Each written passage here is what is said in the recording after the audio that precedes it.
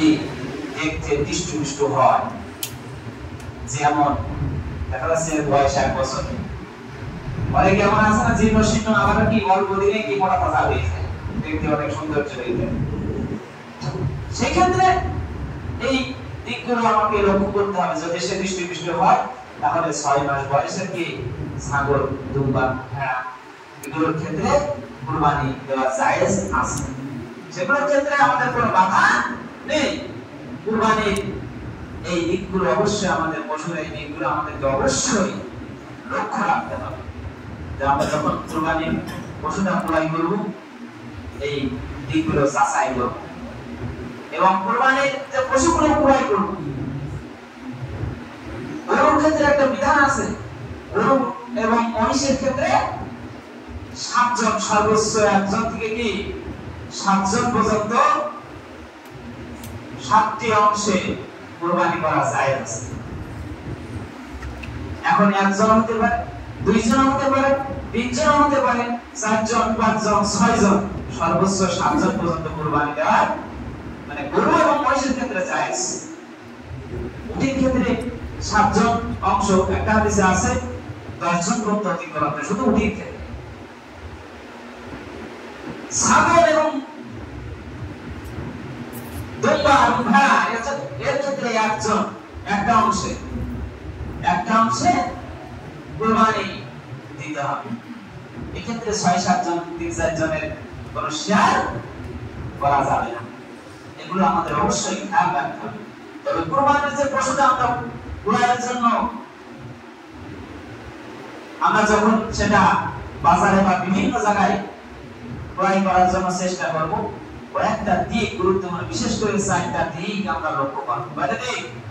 4টা দিক। এই 4টা দিক যদি ওই পশুর ভিতরে লক্ষ্য করা যায় তাহলে ওই 4টা দিক যদি না থাকে, ওই 4টা বিষয় যদি পশুর ভিতরে না থাকে তাহলে ওই কুরবানিটা জায়েজ হবে। সেক্ষেত্রে আর যদি ওই 4টি বিষয় যদি তার ভিতরে থাকে, পরিলক্ষিত হয়, তাহলে ওই কুরবানির পশু জায়েজ হবে না। সেই 4টা দিক কি? পশুটা সর্বপ্রথম যখন ক্রয় করতে যাব আমরা লক্ষ্য করব পশুটা আসলে অন্ধ আছে কিনা, অন্ধ আছে কিনা। যদি অন্ধ থাকে তাহলে ওটা কুরবানি দেওয়ার ক্ষেত্রে প্রযোজ্য নয়। এটা অত্যন্ত গুরুত্বপূর্ণ একটা বিষয়। তারপর 2 নম্বর যে কারণটা, যে পশুটা মারাত্মক রোগে আক্রান্ত হয়েছে কিনা, মারাত্মক রোগে আক্রান্ত হয়েছে কিনা। যদি কোনো মারাত্মক রোগে আক্রান্ত হয় তাহলে ওই পশুটা কুরবানির জন্য প্রযোজ্য নয়। 2 নম্বর কেন। 3 নম্বর যে বিষয়টা আছে, পশুটা বিকলাঙ্গ কিনা।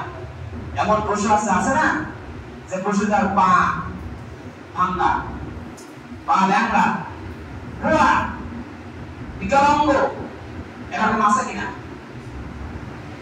এমন পশু বাজারে গেলাম, ধরে আনলাম, ঘোড়া নাকি পা ভাঙা, এদিকে লক্ষ্য করলাম না, এরা অল্প টাকায় পেয়ে গেলাম, কুরবানির পশু নিয়ে চলে আসলাম।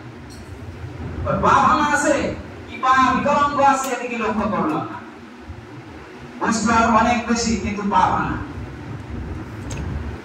আমার লক্ষ্য রাখতে হবে এই পশুটার ভিতরে কোন বিকলাঙ্গ, ঘোড়া এরকম আছে কিনা। যদি থাকে তাহলে এটা কুরবানির জন্য প্রযোজ্য নয়। 3 নম্বর কারণ। 4 নম্বর যে কারণটা আছে, পশুটা আসলে পাগল বা মাতাল কিনা, এই দিকটা আমাকে অবশ্যই লক্ষ্য রাখতে হবে। পশুটা মাতাল কিনা, সে অস্বাভাবিক আচরণ করছে কিনা, এটা আপনার আমার লক্ষ্য করতে হবে। যখন আমরা পশু কুরবানির জন্য, ক্রয়ের জন্য বাজারের দিকে যাব, অবশ্যই এই 4টা দিক আমাকে লক্ষ্য রাখতে হবে। এই 4টা বিষয় যদি ওই পশুর ভিতরে থাকে তাহলে ওটা কুরবানির জন্য প্রযোজ্য হবে না। আর এই 4টা ব্যতিরিক্ত অনেকগুলো কারণ আছে, যে কারণগুলো সময় সংকীর্ণ, এদিকে সর্বসম্মতি সাহেব সময় চেয়েছেন, মসজিদ সংক্রান্ত আলোচনা আছে। আমি সকলকে উদ্দেশ্য করে বলবো, আমরা যখন পশু ক্রয়ের জন্য বাজারে বা কোন পশু ক্রয়ের জন্য বিভিন্ন জায়গায় যাব, অবশ্যই এই 4টা দিকে আমরা বিবেচনা করব। এই চারটা বিষয় যারা পশুর ভিতরে না থাকে, আরো অনেক বিষয় আছে যেগুলো মাকরুহ বলা হয়, যেমন কান কাটা, তারপরে শিং ভাঙা, কিছু এরকম লেজ কাটা আছে, গায়ে একটু ক্ষত আছে, চামড়ায়, এরকম অনেকগুলো বিষয় আছে যে বিষয়গুলো মাকরুহের অন্তর্ভুক্ত। কুরবানি জায়েজ হয়ে যাবে কিন্তু ওই মাকরুহের ভিতরে পড়ে যাবে। এই কারণে আমাদের উচিত হবে যখন আমরা পশুটা ক্রয় করব, সার্বিক দিক লক্ষ্য করব যে পশুটা আসলে সুস্থ সবল আছে কিনা, তার ভিতরে ক্ষত আছে কিনা, তার ভিতরে কোনো সমস্যা আছে কিনা, এই দিকগুলোকে আমরা অবশ্যই লক্ষ্য রাখবো। আগামী জুমায় ইনশাআল্লাহ আলোচনা রাখবো বিষয় বিস্তারিত আলোচনা।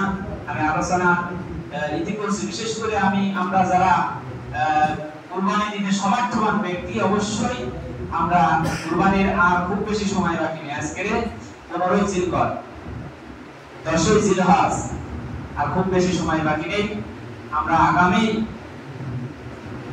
যে দিনগুলো আছে এই দিনগুলো হিসাব করে অবশ্যই আমরা কুরবানির পশু ক্রয়ের জন্য নিজেরা সচেষ্ট হই এবং অন্যদেরকে সচেষ্ট হওয়ার জন্য উদ্বুদ্ধ করি, এবং পশু ক্রয়ের জন্য আমরা বিচক্ষণতার সাথে পশু ক্রয় করি।